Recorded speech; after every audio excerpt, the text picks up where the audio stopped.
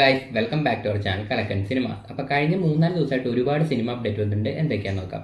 ആദ്യം തന്നെ സൂര്യയുടെ അപ്ഡേറ്റ് ആണ്. സൂര്യ ആരാധകർ കാത്തിരുന്ന കറുപ്പിന്റെ റിലീസ് ഡേറ്റ് ഒഫീഷ്യലി പ്രഖ്യാപിച്ചിട്ടുണ്ട്. മെയ് 14 കറുപ്പ് തിയേറ്ററിൽ എത്തുന്നത്. ചിത്രം സംവിധാനം ചെയ്യുന്നത് RJ ബാലാജിയാണ്. ചിത്രത്തിന്റെ ടീസറിനും അതുപോലെ തന്നെ ഫസ്റ്റ് സിംഗിളിനും മികച്ച അഭിപ്രായം ലഭിച്ചിട്ടുണ്ട്. അപ്പോൾ ഉടനെ തന്നെ സെക്കൻഡ് സിംഗിളും ഇറങ്ങും. സൂര്യയുടെ കംബാക്ക് ആയിരിക്കും കറുപ്പെന്നാണ് ഞാൻ പ്രതീക്ഷിക്കുന്നത്. എന്തായാലും കാത്തിരുന്ന് കാണാം. മെയ് 14 കറുപ്പ് തിയേറ്ററിൽ എത്തുന്നത്.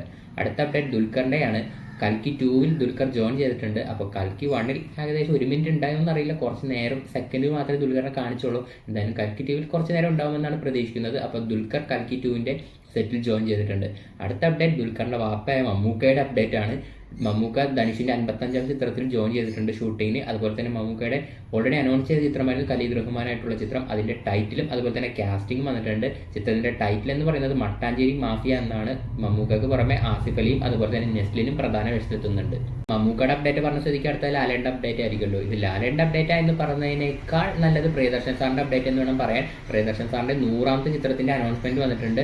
ലാലേട്ടനാണ് ചിത്രത്തിൽ നായകനായി എത്തുന്നത്. ഒരു സംവിധായകൻ 100 ചിത്രം ചെയ്യുക എന്ന് പറയുന്നത് വളരെ വലിയൊരു അച്ചീവ്മെന്റ് ആണ്. അപ്പോൾ പ്രിയദർശന്റെ ആദ്യത്തെ ചിത്രത്തിലും ലാലേട്ടനായിരുന്നു നായകൻ. 100ാമത്തെ ചിത്രത്തിലും ലാലേട്ടൻ തന്നെയാണ് നായകൻ.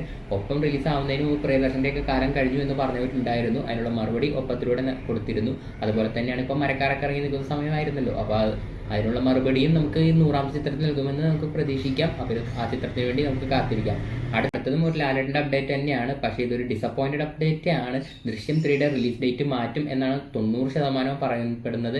മെയ്യിലേക്കായിരിക്കും ചിത്രം മാറുന്നതെന്നാണ് പറയുന്നത്. ഗൾഫിൽ വാർ നടക്കുന്നത് കൊണ്ടാണെന്നൊക്കെയാണ് പറയുന്നത്. പക്ഷേ ആട് 3 ഇപ്പോൾ റിലീസായി നല്ല കളക്ഷനൊക്കെ നേടിക്കൊണ്ടിരിക്കുകയാണ്.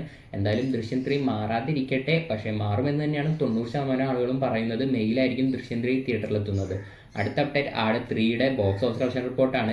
4 ദിവസം കൊണ്ട് വേൾഡ് വൈഡ് ബോക്സ് ഓഫീസിൽ 80 കോടിക്ക് മുകളിൽ ആട് 3 നേടിയിട്ടുണ്ട്. ചിത്രത്തിന് ശരിക്കും പറഞ്ഞാൽ ചിത്രം ആവറേജ് റിവ്യൂ ഒക്കെയാണ്. ആ റിവ്യൂ വെച്ച് 100 കോടിക്ക് മുകളിൽ നേടുകയാണെങ്കിൽ 100 കോടിക്ക് മുകളിൽ നേടുന്ന രണ്ടാമത്തെ ചിത്രമായിരിക്കും. ആവറേജ് പോസിറ്റീവ് റിവ്യൂ ഇല്ലാതെ 100 കോടി നേടുന്ന രണ്ടാമത്തെ ചിത്രമായിരിക്കും ആട് 3. ഇതിനു മുമ്പ് എമ്പുരാനും നേടിയിരുന്നു. ഇപ്പോൾ ആട് 3 100 കോടി ക്ലബിൽ കയറും എന്ന് ഏകദേശം ഉറപ്പായി കഴിഞ്ഞിട്ടുണ്ട്.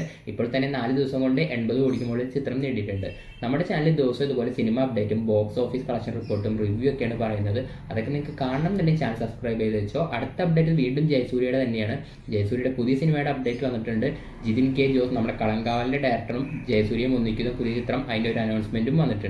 അപ്പോൾ നിങ്ങൾക്ക് ഇതുപോലെ സിനിമ അപ്ഡേറ്റ് ഒക്കെ അറിയാൻ വേണ്ടി ചാനൽ സബ്സ്ക്രൈബ് ചെയ്ത് അടുത്തുള്ള ബെല്ലൈക്കൻ ക്ലിക്ക് ചെയ്ത് വെച്ചോ. അടുത്ത വീഡിയോയിൽ ഉടനെ കാണാം.